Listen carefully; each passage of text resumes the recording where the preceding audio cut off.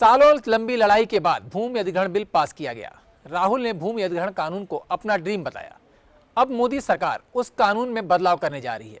तर्क ये दिया जा रहा है कि यूपीए सरकार ने जो भूमि अधिग्रहण बिल पास कराया था उसमें बहुत खामियां हैं। इस बिल में गरीबों के हित की बात नहीं की गई है। अब बिल को लेकर कांग्रेस और सरकार के बीच खींचतान शुरू हो गई है, लेकिन इस राजनीति में किसान के हक के बारे में कोई नहीं सोच रहा। आइए देखते हैं खास रिपोर्ट। भूमि कानून में बदलाव की तैयारी, मोदी सरकार कानून में बदलाव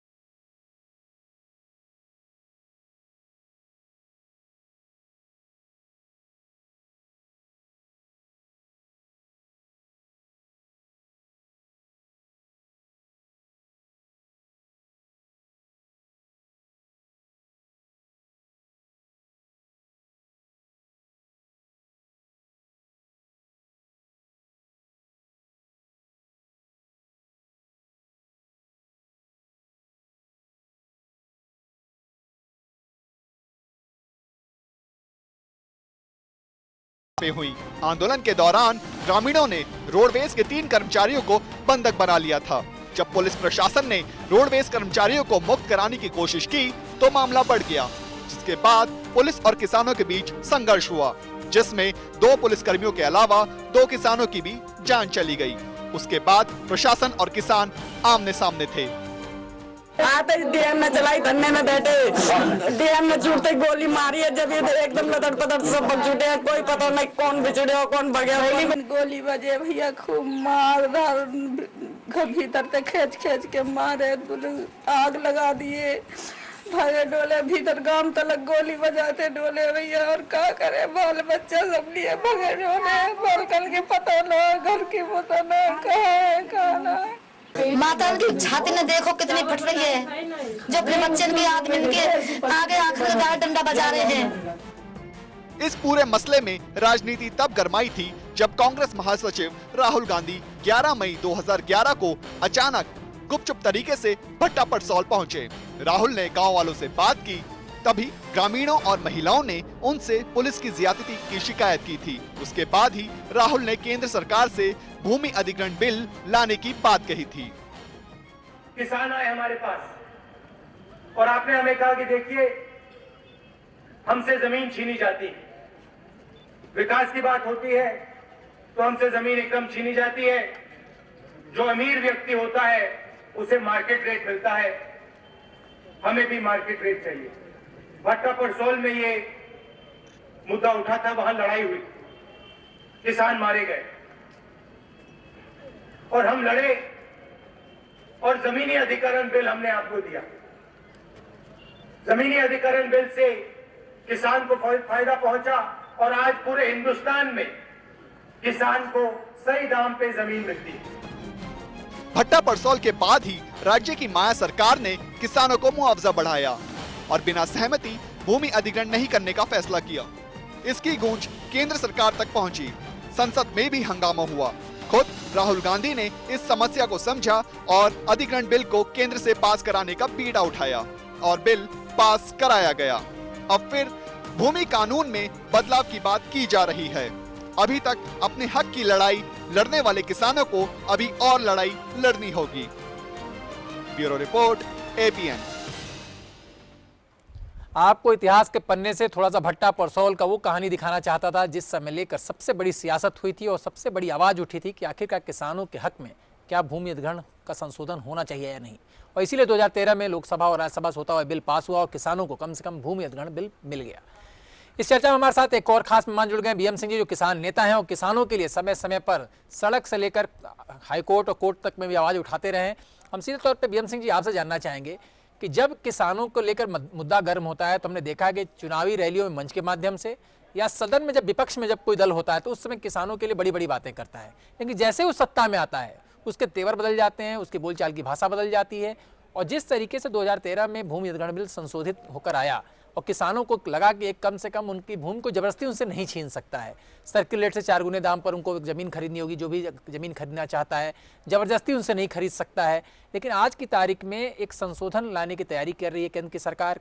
सभी राज्यों के मुख्यमंत्रियों को उन्होंने चिट्ठी लिखा है, उनसे भी सुझाव मांगे है। और दुर्भाग्य की बात है ये कि इसमें कांग्रेस रूल जो स्टेट्स हैं उसने भी कम से कम सहमति दी है कि इसमें संशोधन होना चाहिए। क्या लगता है कि सरकार की भाषा अलग होती है, पार्टी की भाषा अलग होती है?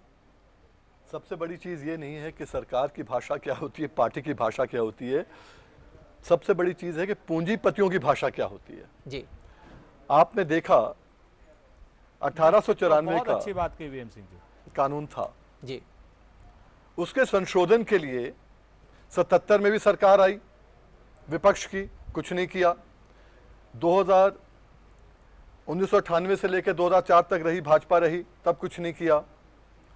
अब जब ये संशोधन हो गया है तो आने के आपने देखा मुश्किल से 1 महीने के अंदर अंदर ही, क्योंकि अब पूंजीपति इफेक्ट हो रहा है, अब किसान इफेक्ट नहीं हो रहा है। इस नए बिल से किसान को राहत मिल रही है, पूंजीपति को दिक्कत आ रही है। पूंजीपति की मदद करने के लिए तत्काल संशोधन लाने की बात हो रही है। जी। तो हर पार्टी, हर कांग्रेस हो, भाजपा हो, सपा हो, बसपा हो, आपने बिल्कुल ठीक कहा, जब ये विपक्ष में होते हैं तो अलग भाषा होती है, सत्ता में आने के बाद केवल पूंजीपतियों की बात करते हैं। क्यों करते हैं? क्योंकि किसान इनको कुछ देता नहीं है, पूंजीपति इनको इनकी झोली के अंदर लंबे चौड़े नोट भेजते हैं या इनको फायदा करते हैं। कोई भी सरकार हो, किसी एक पार्टी का लेने का फायदा नहीं है, ये बिल्कुल हकीकत की बात है जी। आज का ये हम प्रेस नोट देख रहे हैं कि एक्सप्रेस वे जो बनना है आगरा से लेकर के लखनऊ तक, उसके बारे में जो चीफ सेक्रेटरी हैं उत्तर प्रदेश के आलोक रंजन, उन्होंने सारे डीएम को कहा है कि आपसी सहमति बनाइए, यथाशीघ्र रजिस्ट्री का काम पूरा कराइए और 500 करोड़ रुपए एक तरीके से धन भी आवंटित कर दिया गया है कि तत्काल जमीनों का अधिग्रहण कर लिया जाए। इसमें ये भी एक एक्सप्रेस वे के निकट इंडस्ट्रियल ट्रेनिंग इंस्टीट्यूट बनेंगे, मेडिकल संस्थान बनेंगे। तो ये सब चीज बनने के लिए जमीन की जरूरत होगी और जमीन आखिरकार किसान से ली कैसी जाएगी, इस अड़चन को दूर करने के लिए भी राज्य सरकारें कहीं न कहीं मुस्तैद है। वो चाहती हैं कोई संशोधन एक हो जाए जिससे बीच का रास्ता निकल जाए, क्योंकि किसान बहुत ही मजबूरी में अपनी ज़मीन छोड़ता है, क्योंकि भारत का किसान अपनी ज़मीन को ज़मीन नहीं बल्कि ज़मीन को अपनी माँ समझता है। बरोड़ा साहब, जब इस तरह का सेंटिमेंट एक किसान का इन्वॉल्व हो ज़मीन के साथ, उसमें किसी तरह की सियासत या उससे ज़मीन छीनने के पैंतरेबाजी कहाँ तक जायज़ है? देखिए, पूरी तरीके से जायज़ है। किसानों की ज़मीन उसकी माँ के समान होती है, क्योंकि उसका जीवन उसी से चलता है। उसकी जीवन यापन करने का साधन, उसके बच्चों की पढ़ाई लिखाई सब उसी का एक ही मात्र केवल साधन है जी। हम विनय जी आपको विश्वास दिला रहे हैं, अगर इसमें संशोधन भी होगा तो वो किसान के हित में होगा इस बार, क्योंकि ये सरकार जो है ये किसानों के बलबूते पे बनी है सरकार, युवाओं के बलबूते पे सरकार बनी है, गांव के लोगों ने इस सरकार को बनाया है और ये सरकार किसानों के हितों को ध्यान में रख करके निश्चित रूप से अगर कोई भी संशोधन होगा इस बार, मैं बीएम सिंह जी की बात से सहमत हूं, लेकिन मैं इनको ये भी बता देना चाहता हूं कि जो बिल आएगा, पास होगा, इसमें संशोधन होगा, इसमें उद्योगपतियों से ज़्यादा अगर किसी का हित होगा तो वो किसानों का हित होगा निश्चित रूप से। अगर किसानों का हित होगा जी, तो फिर इसको आप कम क्यों कर रहे हो? 80% की बदले आपका भी 90% होगा। देखिए वीएम सिंह, सहमति की बात अगर है, पर उसमें आप 50% कर दोगे। हाँ, आप मेरी बात सुन ले एक बारी, 50% कर दोगे, पता क्या होता है? अभी विनय जी ने बात कही है कि आलोक रंजन ने कहा है कि हमें जो है लैंड एक्वायर करनी है, कैसे भी कराओ। मैं आपको उदाहरण देता हूं उसमें जी। जेपी नगर, अमरोहा, अलीगढ़, पश्चिम जो है पूरा इलाके के अंदर जो मध्य यमुना कनाल जी, वो कनाल जब निकला आज से 4-5 साल पहले, आपको मालूम है कैसे एक्वायर किया गया? वो एक्वायर नहीं किया गया, पूरे प्रशासन को लगा दिया गया कि आप लोगों से समझौता कर लो और इसको बेच दो, इसके ऊपर क्रय पत्र जो होता है वो बना लो, विक्री पत्र बना लो, जो भी होता है सेल डीड के मुताबिक किया गया। किसने किया? पैसे किसने दिया? गवर्नर ने दिया, स्टेट ने दिया। एक्विजिशन प्रोसीडिंग को बिल्कुल बेवकूफ बना दिया, एक कोने में रख दिया और नतीजा क्या हुआ? उसी जमीन को 1 लाख में एक भाई बेच रहा है, उसी जमीन, उसके सही की जमीन को 3 लाख में दूसरा बेच रहा है। क्यों? उनके ऊपर जो फांसी लटक गई। किसान के ऊपर ताकत नहीं है, किसान के पास ताकत नहीं है, किसान बर्दाश्त नहीं कर सकता। अगर उसके पास जमीन भी खड़ा हो जाएगा, कहेगा तुम्हारी मैं जमीन निकाल दूंगा, किसान कहेगा भाई जो तो दे देना दे दे। इसलिए अगर आज 80% से आप कम करते हो, 70% से कम करते हो, तो किसान की गर्दन काटने का काम करोगे। मुझे नहीं समझ में आता कि किसान का कहां से भला होगा इसके अंदर। मैं इसमें एक चीज जोड़ दूं, जिस तरह की जिस लैंड की आप बात कर रहे हैं उसको लेकर के जब विधानसभा का सत्र चल रहा था उत्तर प्रदेश का, उस समय खुद मुख्यमंत्री अखिलेश यादव ने एक स्टेटमेंट दिया और कहा कि नोएडा से लेकर आगरा तक जो एक्सप्रेसवे बनी है उसमें ज्यादा जमीन प्राइवेट सेक्टर को दिया गया है, लैंड ज्यादा उसने एक्वायर कर लिया है, जो कि हम नहीं कर सकते थे। इसलिए पहले तो हमने इंतजार किया कि पीपीपी मॉडल पे हम इसको बना सकें, लेकिन हम उतनी जमीन नहीं दे सकने की स्थिति में थे, इसलिए हमारे पास कोई प्राइवेट पार्टनर नहीं आया, इसलिए गवर्नमेंट खुद निर्माण करेगी। तो अगर गवर्नमेंट को खुद लगता है कि किसी पार्टी को फेवर देने के लिए इस तरीके के हथकंडे अपनाए गए थे, तो आखिरकार वो सरकारें किस तरीके से उद्योगपतियों को साथ खड़ी थी, ये भी एक आकलन करने का विषय है। और साफ तौर पर जब चर्चा होती है तब नेता क्या बोलते हैं ये सुनवाना भी बहुत जरूरी है। राज्यसभा में विनय कटियार जब लैंड एक्विजिशन बिल आया था उस समय क्या कह रहे थे, पहले उसको सुन लीजिए, फिर चर्चा को हम आगे बढ़ा रहे हैं। ये 1894 का पुराना विधेयक अंग्रेजों के समय का है और उस समय से कई बार संशोधन होते हुए आज पुनः 2011 में हम लोगों के बीच में यहाँ पर आया है। माननीय उपसभापति जी, जब कभी भूमि का सवाल उठता है और अधिग्रहण का सवाल उठता है तो किसान रोता है। किसान के पास रोने के अलावा कोई रास्ता नहीं रह जाता है। लाठी खाता है, गोली खाता है, जेल जाता है। और इसके उदाहरण दिल्ली से लगे सीमा में उत्तर प्रदेश में हैं। ग्रेटर नोएडा हो, दादरी हो, भट्टा परसौर हो, इन सारे स्थानों पर उत्तर प्रदेश में तो कम से कम किसान गोली भी खाया है, लाठी भी खाया है, जेल के अंदर भी गया है। और ये एक सार्थक बिल बने। सुरेंद्र जी, आपने सुना किस तरीके से विनय कटियार कह रहे हैं किसान सिर्फ रोता है, गोली खाता है, डंडे खाता है, उसे न्याय नहीं मिलता है। ये अपोजिशन की भाषा थी जब विपक्ष में थी बीजेपी, आज रूलिंग में है और उसने सिर्फ अभी कह सकते हैं शुरुआत की है। संशोधन करने का इरादा जरूर उसके जहन में, तभी तो प्रस्ताव लिखे गए हैं और सारे मुख्यमंत्रियों से राय मांगी गई है। हम तो सिर्फ इसलिए समझना चाहते हैं आज बुनियादी तौर पर कि आखिरकार अगर संशोधन होगा तो उसके पहलू क्या क्या होंगे, क्या अलग से इसमें किसानों को मिलने वाला है जो पिछली बार नहीं मिल पाया, और क्या परिस्थितियां कुछ बदली हुई आपको नजर आती हैं सुरेंद्र जी? देखिए विनय जी, पहले तो मैं एक वीएम सिंह जी की बात का जवाब दे दूं। इन्होंने कहा कि किसानों के उसमें सारी पार्टियां एक होती हैं, तो वीएम सिंह जी को थोड़ा सा ये भी याद रखना चाहिए कि अगर 2013 में वो बिल लेट ही आया, कुछ कमियां रही, गलतियां रही अपनी जगह पर, लेकिन एक बेहद अच्छा बिल हम लोगों ने लाए, तो राहुल गांधी को कम से कम इस बात का तो धन्यवाद वीएम सिंह अदा करें। वीएम सिंह किसी वक्त हमारी पार्टी के सदस्य रहे हैं। मैं बोलूंगा। अब दूसरी बात मैं आपको बताऊं, जो आपने विनय कटियार वाली बात कही, मैं वीएम सिंह जी की बात से सहमत हूं कि आप 80% से 90% करिए ना, 4 गुने मुआवजे को 5 गुना करिए ना, कौन रोक रहा है आपको? आप अच्छा काम करिए, आप अच्छे काम को लाइए, आप किसानों के हितों की बात कीजिए, और साथ में मल्टी क्रॉप जो लैंड्स हैं फूड सिक्योरिटी के लिए, मल्टी क्रॉप लैंड्स को आप क्यों लेना चाहते हैं? मैं यही कह रहा हूं कि स्मार्ट सिटी आपको बनाने हैं, आपको मेगा क्लस्टर्स बनाने हैं, आपको आईटी सिटी बनानी है, आप बांदा में बनाइए ना जाकर के, कौन रोक रहा है? वहां पर जी सारी सुविधाएं दे सरकार, वहां एक नहीं 4 स्मार्ट सिटी बनावे। कर्नाटका में जो हुबली की पहाड़ियां हैं वहां पर बनाए ना जाकर के, कौन रोक रहा है? आप मुझे यह बताएं, आप ये सिर्फ और सिर्फ गाजियाबाद के आसपास, नोएडा के आसपास, बंबई के आसपास, हैदराबाद के आसपास, देखिए बड़ी सिंपल सी बात है, ये उद्योगपतियों को प्रश्रय देने के लिए, क्योंकि बड़ा 19 जो संशोधन आए जो नितिन गडकरी ने किए हैं, मैं तो हैरान हूं नरेंद्र मोदी जी इस पर अभी चुप हैं। मेरे को तो उम्मीद है कि नरेंद्र मोदी किसानों के और मजदूरों का हित करेंगे, लेकिन जिस तरीके से नरेंद्र मोदी जी भी इस पर चुप है और पूरी भारतीय जनता पार्टी सरमाएदारों को बैक करने में लग गई है, पूंजीपतियों को बैक करने में लग गई है और कह रही है कि साहब एफडीआई आएगा इससे। अरे ना है भाई, एफडीआई हमें नहीं चाहिए। लेकिन एक बात बता दूं विनय जी आपको, अगर इस बिल में इससे कम कुछ भी किया गया तो किसान और मजदूर, अब तक खाली किसान गोली खाता था, लेकिन अब किसान और मजदूर दोनों लोग गोली खाएंगे। इस चीज को आप तय मानिए, इस देश में बहुत बुरी स्थिति हो जाएगी। मैं कड़ी भाषा का प्रयोग नहीं करना चाहता, इसीलिए मैंने कार्यक्रम की शुरुआत में कहा था कि जो नेता बीजेपी के सुनील जी हैं, इनको साथ देना चाहिए मेरा।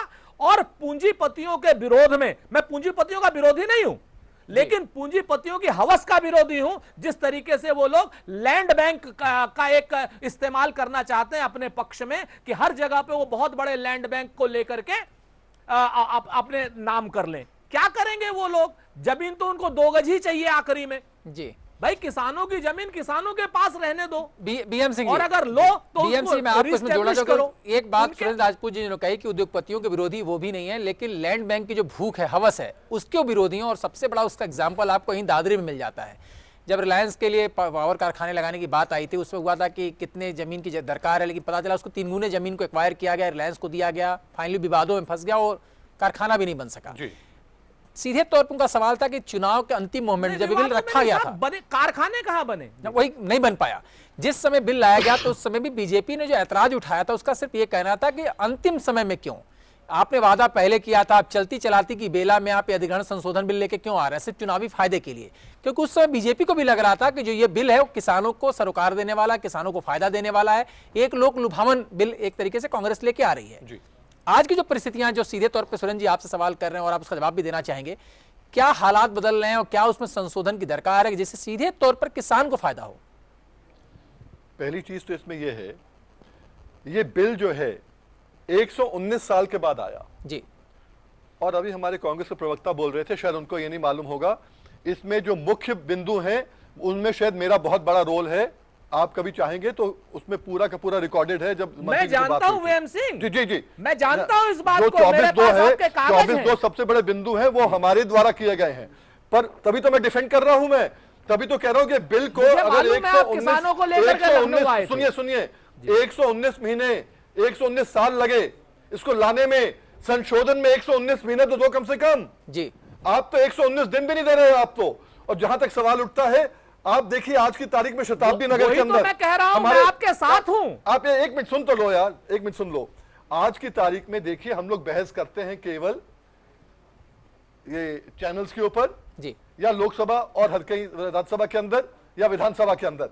हकीकत में जमीन की लड़ाई देखने वाली है। आज भी हम लोग बात कर रहे थे हमारे भाजपा के सहयोगी के साथ अभी कि 40 दिन से शताब्दी नगर के अंदर, मेरठ के अंदर किसान बैठा है इसी मुद्दे को लेकर। वो कह रहा है कि ये जमीन जो है मेरे कब्जे में है तो 24(2) के तहत, नए कानून के तहत मुझको वापस दी जाए, पर कोई उसकी बात नहीं कर रहा है, क्योंकि ऐसे किसानों को फायदा होगा, किसान के घर घर फायदा होगा। जो आपने बात की 2013 के अंदर, अगर कांग्रेस सरकार ढंग से इसको पेश कर देती तो बहुत फायदा होता। वो तो इस मुद्दे को बता ही नहीं पाई, भुनाना तो बहुत दूर की बात है। पर हकीकत क्या है, आज हमें किसान को बचाना है। किसान खेती करने को तैयार नहीं है, उसका बच्चा खेती करने को तैयार नहीं है, उसकी जमीन अगर कौड़ियों के भाव चल जाएगी तो किसान वैसे ही बर्बाद हो जाएगा। ये बिल बचाने की बात कर रहा है। अरे आपने 119 साल बाद कम से कम 119 महीने तो दो, 5 साल तो छोड़ दो, अरे 1 साल तो छोड़ दो। जो संशोधन करना है 1 साल चेक तो करो, पहले चेक एंड बैलेंसेस देखा जाता है। अगर 1 साल भी आपको लगता है कि इसमें दिक्कत आ रही है फिर संशोधन करो। ये क्या मतलब हुआ, आते साल पहले संशोधन कर दो और किसानों को जो है बिल्कुल मारने का काम चालू कर दो एकदम कि भाई किसान को 119 साल के बाद मिला तो मिला, पर क्यों मिला उसको जो है एकदम ठंडा कर दो। क्यों करो भाई? क्योंकि आमतौर पर देखा अगर पायलट प्रोजेक्ट आता है, इसीलिए कहते हैं पहले एक पायलट प्रोजेक्ट लाओ, अगर वो कामयाब होता तब उसको फुल फेज लॉन्च करो। अगर कोई संशोधन आया है और आप सरकार में आए हैं, आपको लगता है कुछ खामियां हैं, तो पहले किसानों से राय ली जाए, सोसाइटी से राय ली जाए, बाकी लोगों से पूछा जाए कुछ और वो संशोधन क्या चाहते हैं। लेकिन अगर इस तरह से जल्दबाजी में कोई फैसले होंगे, जरूर इस बात को लेकर सवाल खड़ा होगा कि आखिरकार ये संशोधन किसके लिए, क्या उनके लिए जिसको लेकर के कांग्रेस आरोप लगाती रही है कि ये जो चुनाव हुआ था इसमें उद्योगपतियों का बड़ा पैसा इन्वॉल्व रहा है और कहीं ना कहीं उद्योगपतियों को फायदा पहुंचाने के लिए। और जिस बात पे सबसे ज्यादा जोर है पीपीपी मॉडल, पीपीपी का मतलब ही होता है कि दोनों मिलकर कोई काम करें, उसमें सीधे तौर पे किसान की जमीन जाएगी, तभी कहीं से उद्योग आएगा, तभी कारखाने लग पाएंगे। लेकिन सबसे बड़ी बात है कि देश का विकास हो, प्रदेश संपन्न हो, लेकिन किसानों की कीमत पर यह फैसला न लिया जाए, क्योंकि किसान देश की आत्मा है। जी सुनील जी बताइए। देखिए, ऐसा है जो अभी हमारे मित्र कह रहे थे सुरेंद्र जी, भारतीय जनता पार्टी इस बिल पर जो संशोधन लाने की बात आई है उसके कारण है जी। आप देखिए ना किसानों के प्रति कितनी उदारता सरकारों की रही है पिछले 65 साल के अंदर, उसमें दोषी हैं और इसमें और कोई दोषी नहीं है। इसमें अगर कोई दोषी है तो देश के अंदर वो कांग्रेस पार्टी दोषी है शुद्ध रूप से, उसको समझना चाहिए, अन्यथा बिल्कुल ना ले। मैं सहयोगी से कहना चाहता हूं। अरे सुनील जी, फिर आप राजनीति पे आ गए। राजनीति नहीं कहना चाह रहा, मेरी बात सुनिए आप एक मिनट। आपने कहा कि मोदी जी के बारे में कि मोदी जी के बारे में जो आपने शब्द बोले हैं, मैं आपको आप पहले सुन लीजिए, मैं वही बता देना चाहता हूँ। मोदी जी के पक्ष में बात कही नहीं, आपने जो कहा कि किसानों को, वो किसानों के प्रति वो भी उदारता नहीं रखते, ऐसा लग रहा है कि वो उद्योग नितिन जी के बारे में कहा, नितिन जी ने जो संशोधन बनाया कि नरेंद्र मोदी जी को बोलना चाहिए के बारे में मैं ये कहना चाहता हूं। पहले सुन लीजिए एक मिनट। देखिए, भारत के अंदर आज तक किसी ने इस बात पर विचार नहीं, क्यों कर रहे हैं ये बताएं ना। इस बात पर किसी ने आज तक विचार ये नहीं किया कि जो गांव का किसान का बच्चा वो शहर की तरफ प्लान करके आता है, वो रोजगार ढूंढने के लिए आता है, और जब वो रोजगार ढूंढते ढूंढते वो रोजगार तो मिलता नहीं, आके झुग्गी बस्तियों में रहने लगता है वो आकर के। मित्र, भारतीय जनता पार्टी को आवश्यकता इस कारण से पड़ रही है कि भारतीय जनता पार्टी ने कहा कि इस देश के अंदर जो 100 नए शहर विकसित करने पड़ेंगे, रोजगारों के साधन विकसित करने पड़ेंगे, उद्योग लगाने पड़ेंगे इस भारत के अंदर। इस भारत के अंदर ब्लड ट्रेन लगानी पड़ेगी विकसित करने के लिए, इस देश के लिए। ऐसे राजनीतिक से आप मत करिए इसको। नहीं, इनकी बात कंप्लीट होने दीजिए, फिर आप सीधे सवाल करिए। मैं बीच में मैं बाधा नहीं बनूंगा, बिल्कुल भी। आपको मैं सीधे बोलने का मौका दूंगा। मैं बहुत तसल्ली से आपको सुनूंगा। मैं कहना यह चाहता हूं कि आज भारत के अंदर जो हम लोगों ने अपने घोषणा पत्र में भी रखा था और हमने जनता को एक भरोसा दिया था कि गांव का बच्चा, परिवार, किसान का परिवार का बच्चा वो शहर की तरफ भागने की कोशिश नहीं करने का, हम वहीं उसको पूरा योजना देंगे, उसको स्कीम देंगे, उद्योग देंगे और नए शहर विकसित करेंगे। ये भारतीय जनता पार्टी के घोषणा पत्र में है और ये अभी इस बजट में भी पास किया गया है कि हम सब चीजों को वहां विकसित करेंगे। क्या इस संशोधन बिल लाने की आवश्यकता इस कारण से पड़ रही है कि जहां किसान की भूमि बिल्कुल वाजिब रेट उसे मिले और किसान को उसमें सरकार को लेने में भी आपत्ति नहीं, उसमें श्रेणी बनाई जाएंगी, श्रेणीवार होगा उसमें जो भी कुछ होगा। देखिए एक श्रेणी है, अगर एक हाईवे बनना है, सड़क बनना है, जनता के हित में बनना है तो उसको बनाने के लिए उसमें एक आपको गाइडलाइन देनी पड़ेगी। अगर कोई आप उसमें बाधा ना कर सके, वो भूमि को उसे अधिग्रहण करने में कोई आपत्ति ना हो, तो ऐसे संशोधन में कुछ जो कमियां दिखाई दे रही है वही होगा। और मैं आपको भरोसा दिलाता हूं, आप धैर्य रखिए और समय की प्रतीक्षा करिए। किसानों को किसी भी प्रकार की इस सरकार में किसानों का शोषण हो ही नहीं सकता किसी भी कीमत पे। किसानों के लिए बीएमसी जी, सवाल तो यहाँ ये खड़ा हो रहा है कि जिस तरीके से आज संशोधन की बात उठी है, ये मसला ही उठा इस बात से कि प्रधानमंत्री नरेंद्र मोदी ने सारे प्रदेश के मुख्यमंत्री को पत्र लिखा जी। और सबसे बड़ी बात है कि कांग्रेस रूल जो स्टेट्स हैं उनके मुख्यमंत्रियों ने भी उसमें संशोधन के प्रस्ताव को एक तरह से अपनी हरी झंडी दिखाई है। तब जाकर कांग्रेस भी थोड़ी बेचैन हुई है और कांग्रेस ने भी जयराम रमेश को एक तरीके से दूत बनाया है कि आप जाकर के जो रूलिंग पार्टी, जो उनकी कांग्रेस की जहां सरकारें हैं, उनके मुख्यमंत्रियों को समझाएं कि आखिरकार ये जो संशोधन लाया था वो कांग्रेस की गवर्नमेंट ने लेकर आया था, तो इसमें किस तरीके से बचा जाए कि इसमें अपना भी नाम उसमें न लपेटे में आ जाए। क्योंकि आज की तारीख में जो सिर्फ मसौदा मांगा गया है उसमें तो बीजेपी और कांग्रेस एक भाषा बोल रहे हैं। जितने राजनीतिक लोग हैं सब एक ही भाषा बोलेंगे क्योंकि वो केवल खेलते हैं पूंजीपतियों के हाथों, पहली चीज। अब केवल जहां तक ये बात उठती है कि किसान का फायदा होगा, हमें शहर बनाने हैं, आप शहर ने 1 नहीं 100 नहीं 200 बनाओ, आप किसान को ज्यादा पैसे दो तो वो खुद कहेगा भाई मेरी जमीन ले लो। आपको 70% से 50% करने की जरूरत तब पड़ती है जब किसान के ऊपर दबाव डालना चाहो। जब उसकी गर्दन के ऊपर छुरी रख दोगे, आप कहोगे तेरी जमीन तो जा रही है, सस्ती जाएगी, अब तो कुछ नहीं कर सकता। पर अगर आप उसको अच्छा रेट दोगे तो 70 के 80% अपने आप आपको देने को तैयार हो जाएंगे, आपको दिक्कत नहीं आएगी उसके अंदर। केवल एक प्रॉब्लम आता है जो इनको समझना चाहिए आज कि इसके अंदर सेफगार्ड क्या है, ये नए बिल में सेफगार्ड क्या है जो हमारे भाई बोल रहे थे अभी, इसमें उनको नहीं मालूम है। ये शायद इसमें एक सेफगार्ड है SIAS, social impact assessment study, के एक कमेटी बनेगी, असेसमेंट होगा और वो चेक करेगा कि वास्तव में जमीन चाहिए, ऑल्टरनेट लैंड है, सही रेट मिल रहा है नहीं मिल रहा है, जो जो उनके हैं पोजीशन पूरी चेक की जाएगी। वो स्टडी अपनी एक रिपोर्ट देगी, फिर उसके बाद में एक मैनेजरियल रिपोर्ट उसकी आएगी, उसके बाद में आपका नोटिफिकेशन सेक्शन 4 जो था सेक्शन 11 में होगा। पहले ये 4-5 चीजें पूरी स्टडी की जाएगी कि वो एक्चुअली क्या वो जस्टिफाइड है या नहीं है, ये क्लॉज है। और उसमें अगर आ जाता है कि जस्टिफाइड नहीं है तो जमीन नहीं ली जाएगी। आप क्यों घबरा रहे हो किसानों के लिए? किसानों के लिए बहुत कुछ है इसके अंदर। अगर आपको करना है तो किसानों को और मजबूत करो, कमजोर करने की बात मत करो। बीएमसी जी, आपने सवाल उठाया कि खास तौर पे एक रिसर्च किया जाएगा कि जहां पर जो प्रस्ताव आ रहा है उसकी दरकार वहां है या नहीं है, या कहीं और उसको शिफ्ट किया जा सकता है। आपको बेहतर पता होगा कि बशरावा से लेकर पूरे जो अमेठी का लैंड था वो ऊसर जमीन थी, तो लोग कहते थे अगर कुछ लगाना है कारखाने तो आप यहाँ लगाएं, और खासतौर से कांग्रेस रीजन में जितनी भी कारखाने लगे उसी लैंड पर लगे, तो उसमें ज्यादा आपत्ति नहीं उठी। लेकिन मसला धीरे धीरे जब उद्योगपति हावी होने लगे तो उन जमीनों पर कारखाने लगने की शुरुआत हुई जो एग्रीकल्चर लैंड थे। खासतौर से हम पश्चिमी उत्तर प्रदेश की बात कर लें जहाँ सुनील जी भी ताल्लुक रखते हैं, यहाँ चारे से पैसा कमाया जाता है, गन्ने से पैसा कमाया जाता है, खेती से पैसा कमाया जाता है। जबकि हम लोग की तरफ अगर पूर्वांचल की बात कर दें उस इलाके में चारा सिर्फ जानवर के लिए होता है, उसको सिर्फ अपने घर के लोग बोते थे। लेकिन पश्चिम में तो उससे आदमी उद्योग बना रखा, अपने संसाधन का जरिया बनाकर रखा गया है। तो अगर इस लैंड पे जहां एक एक चीज एक एक इंच पर हम उपजाऊ जमीन से कुछ न कुछ कमाने की कोशिश करते हैं, उसको अगर इस तरीके से हम लुटाएंगे या उद्योगपतियों के हाथ में खेलकर उसके हाथ में सौंपने की कोशिश करेंगे तो उंगली जरूर उठेगी। ये एक्ट में यही कहता है। ये एक्ट कहता है जो मल्टीपर्पज जो लैंड है, जो 2 फसलें ले सकता है, उस जमीन को आप नहीं छू सकते हो। इसमें बहुत सेफगार्ड्स हैं और स्टडी जो है, ये स्टडी अनिवार्य है, मैंडेटरी है, इसके बिना गुजारा नहीं है। रिपोर्ट जब तक उसकी नहीं आएगी, रिपोर्ट की एक कमेटी बनेगी, वो कमेटी डिसाइड करेगी, कमेटी डिसाइड कर जाएगी, उसके बाद ये इसमें बहुत ज्यादा सेफगार्ड है। और अगर चेक करो ना, 1 साल इसको लागू करो, नहीं समझ में आता है फिर संशोधन करो ना। बिना ट्राई किया, बिना कोई कमेटी बनाया, बिना कोई रिपोर्ट लिए हुए, कोई असेसमेंट नहीं कराया, कोई सर्वे नहीं कराया, आप कहो भाई इसको भाई चेंज कर दो, भाई इसको 70% से 50% कर दो।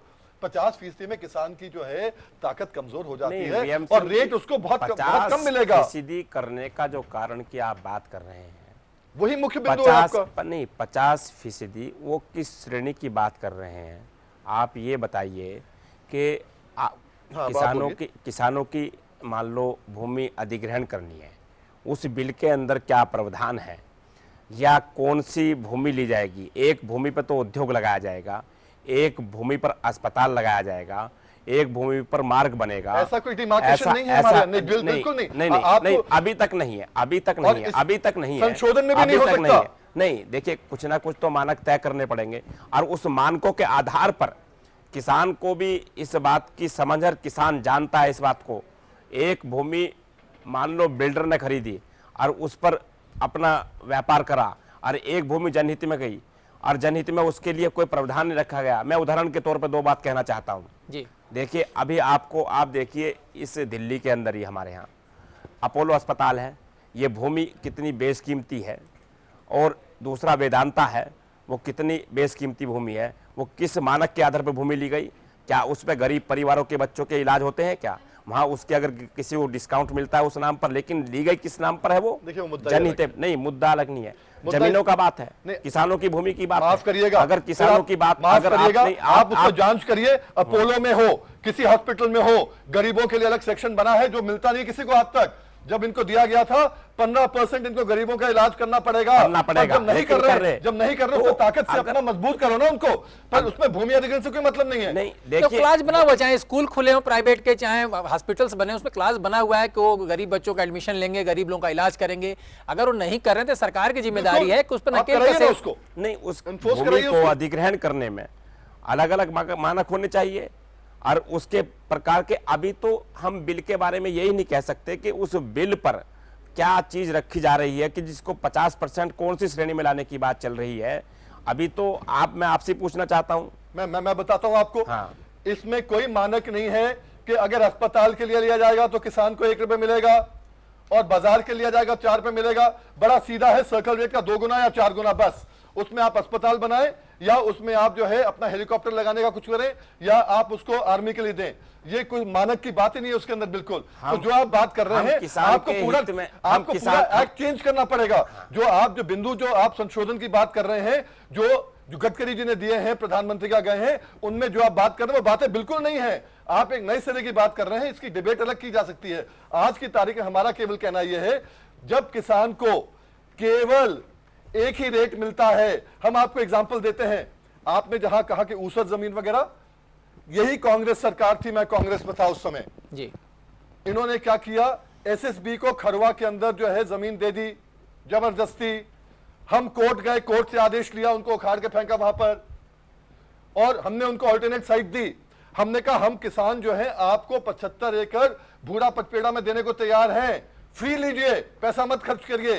पर नहीं, होता क्या है, लैंड एक्विजिशन में जो अथॉरिटीज होती हैं, आपको मालूम है उनको भी किकबैक मिलता है, सबको फायदा होता है, तो फ्री वाले में नहीं लेंगे भाई। तो ये सब चीजें, बहुत चीजें हैं। आज की तारीख में उनसे अलग हटते हुए केवल बात करें सीधी कि जो एक्ट है इसको ट्राई तो करो। अगर खामियां होंगी हम आपके साथ खड़े होंगे बदलाने के लिए, हम भी आंदोलन करेंगे आपके साथ, पर खामियां पहले दिखे तो सही। बिना खामियां दिखे अगर इसको कमजोर करने की बात करोगे तो फिर ये ठीक नहीं है। इसी बिल को आपने भी, भाजपा ने, सपा ने, कांग्रेस ने, सबने मिलकर इसको किया था। अब मिलकर चलाने की बात करो। कुछ दिन किसान को अगर फायदा होता है तो फायदा देने की बात करो भाई थोड़ा सा। चलिए, बिल की बात हो रही, इसलिए इस समय जयराम रमेश का बयान सुनना काफी जरूरी है कि जब लोकसभा में बिल पास हो रहा था उस समय जयराम रमेश ने क्या कहा था, क्योंकि एक बड़ी उपलब्धि थी, राहुल गांधी का ड्रीम था ये, और उसको पूरा करने का जो पूरा श्रेय था जयराम रमेश के कंधों पर था। क्या कुछ बोला था जयराम रमेश ने, पहले उसको सुनिए। 10 राजनीतिक पार्टियों ने लिखित में मुझे सुझाव दिए थे और हर एक पार्टी को मैंने हमारी ओर से जो हमारी टिप्पणियां हैं उन पार्टियों को मैंने सौंपा है और मैंने प्रयास की है कि हर एक पार्टी के साथ व्यक्तिगत रूप में मैं उनसे बातचीत करके एक आम सहमति बनाऊं। उद्योग जगत के संगठनों से मेरी बातचीत हुई है, राजनीतिक पार्टियों से बातचीत हुई है, सामाजिक कार्यकर्ताओं से मुझे सुझाव आए हैं। सबको सुनकर हमने एक ये विधेयक तैयार किया है। हमें सबको साथ लेकर चलना पड़ता है, राज्यों को भी साथ लेकर चलना पड़ता है। सभी को साथ लेकर चलने के प्रणाली में कुछ समझौता हमें करना पड़ता है।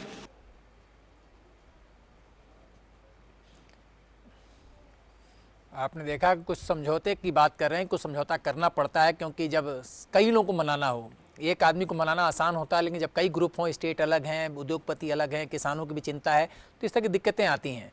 सुरेंद्र जी, आप बहुत देर से कुछ पढ़ने की कोशिश कर रहे हैं, क्या कहेंगे इस पूरे बिंदु पर? क्योंकि मसला इस समय सीधे तौर पर सिर्फ बीजेपी से नहीं जुड़ा है। सवाल के घेरे में कहीं न कहीं वो मुख्यमंत्री भी आ रहे हैं जहां कांग्रेस का राज है, वो भी कह रहे हैं संशोधन थोड़ा हो जाना चाहिए। देखिए, इस मुद्दे पर तो मैंने पहले ही बहस की शुरुआत में ही कहा कि अगर कांग्रेस का कोई आदमी भी गलत काम करेगा तो वो भी भस्म हो जाएगा। एक बात बहुत स्पष्ट है कि मजदूर की और किसान की आह लेकर के कोई आदमी भी सरवाइव नहीं कर सकता है। विनय भाई, आप भी किसान परिवार के हैं और हम भी किसान परिवार के हैं। एक चीज स्पष्ट रूप से समझ लीजिए कि पूंजीपति 2 से 5% हैं पूरे देश में, बाकी 95% जो लोग हैं वो कहीं ना कहीं किसी न किसी रूप में खेती या खेती से आधारित उद्योग धंधों से जुड़े हुए हैं। अब यहां पर पूंजीपतियों का जो पक्ष ले रही है भारतीय जनता पार्टी, उसको समझने की जरूरत है, क्योंकि पूंजीपतियों ने इस बिल के विरोध में ही तो भारतीय जनता पार्टी को लाने के काम करने के लिए पूरी फंडिंग की है उन्होंने। आप बात समझे कि कांग्रेस के एंटीसिपेटेड कर लिया, कांग्रेस के मुख्यमंत्री साहब इसके विरोध में हैं, फलाने के मुख्यमंत्री। मैं तो कहता हूं जो भी इसके विरोध में होगा वो भस्म होगा जी। आज की डेट में जयराम रमेश जी लगे हैं, हमारे यहां से कोई विरोध नहीं आएगा, क्योंकि अगर हमारे यहां विरोध होना होता तो ये क्या नाम एक्विजिशन एक्ट बनाते समय विरोध होता। इस बिल में इतने सेफगार्ड्स हैं, जैसे वीएम सिंह ने कहा। मैं आपको एक एक करके अगर पढ़ करके बता दूं, उसको ऐसा कहने की जरूरत नहीं है क्योंकि वो रिपीटेशन होगा। वो चाहे आपका फॉरेस्ट एक्ट का रिपीटेशन, फॉरेस्ट एक्ट का सेफगार्ड हो, वो आपका जनजातीय जो हमारे समूह हैं, एससी एसटी लोग हैं, उड़ीसा के जो हमारे ट्राइबल्स हैं, वो सब लोगों के सेफगार्ड हैं इसमें। मेरा सिर्फ इतना ही कहना है कि इस बिल से छेड़छाड़ मत करिए, भगवान के लिए इस बिल से छेड़छाड़ मत करिए। अगर कुछ करना है तो इसमें 2-4-10% और बढ़ा करके दे दीजिए। जिस पूंजीपति को सरकार से जमीन लेकर के उद्योग लगाना होगा वो पूंजीपति उद्योग लगाएगा। पूंजीपतियों को उद्योग लगाने के नाम पर जमीन की बंदर बांट मत करिए। ये किसान और मजदूर अगर एक होकर के सड़क पर उतर आया तो ये सरकारें नहीं चल पाएंगी। मैं आपको इतना विश्वास दिलाता हूं कि ये सब चीजें मत करिए, देश में बहुत बुरी स्थिति हो जाएगी। बड़ी मुश्किल से किसानों को, मैं वीएम सिंह से सहमत हूं, बड़ी मुश्किल से किसानों को आजादी के इतने साल बाद उनके मन का बिल मिला है। उद्योग धंधों के खिलाफ कांग्रेस नहीं है, उद्योग धंधों के खिलाफ मैं नहीं हूं, लेकिन जिस आदमी को उद्योग धंधे लगाने हैं, जिस आदमी को स्मार्ट सिटीज बनानी है, जिस आदमी को बुलेट ट्रेन चलानी है, समय की थोड़ी सुरंजित समय की थोड़ी बात है, लेकिन आपने एक रिमार्केबल बात कही है कि जो भी इस बिल में संशोधन है किसानों के खिलाफ जाएगा, भस्म हो जाएगा। हम चर्चा को अंतिम मोड़ पर ले जाएं, छोटे छोटे रिमार्क में बीएम सिंह जी से और सुनील जी से। उससे पहले मायावती का बयान सुनवाना लाजमी है, क्योंकि मायावती वो नेता हैं जिस समय भट्टा परसौल की घटना हुई थी, ग्रेटर नोएडा पूरे विवाद हुआ था, तो आखिरकार मायावती ने भूमि संशोधन बिल के समय क्या कुछ कहा था, उसको सुन लेते हैं। जब से सेंटर में इनकी सरकार बनी है, जैसे सपा के लोग कानून को हाथ में लेकर घूम रहे हैं, इस समय बीजेपी के लोग भी कानून को हाथ में लेकर उधर घूम रहे हैं, जिसकी मैं कड़े शब्दों में निंदा करती हूं। और मुरादाबाद में जो हालात खराब हो रहे हैं, कांठ में जो लगना था कुछ और, लग गया कुछ और। इसमें भूमि अधिग्रहण की बात थी, लग गई कानून व्यवस्था की बात। लेकिन भूमि अधिग्रहण बिल पर सीधे तौर पर मायावती ने राज्यसभा में कहा था कि जो बिल रखा गया है वो जल्दीबाजी में आनन फानन में रखा गया है, लेकिन उसके बावजूद आधे अधूरे बिल का वो समर्थन करती हैं, कि कुछ समय राज्यसभा में मायावती ने समर्थन किया था। चलते चलते बीएम सिंह जी, आपसे छोटे में जानना चाहूंगा, इसका सोल्यूशन क्या निकलने वाला है? मैं तो केवल इतना कहूंगा, मोदी जी ने चुनाव के अंदर कहा उनको 60 साल देखा, हमें 60 महीने देखो। मैं उनसे कहना चाहूंगा 119 साल हमने उस बिल को देखा, आप इस बिल को 119 महीने तो देखो कम से कम।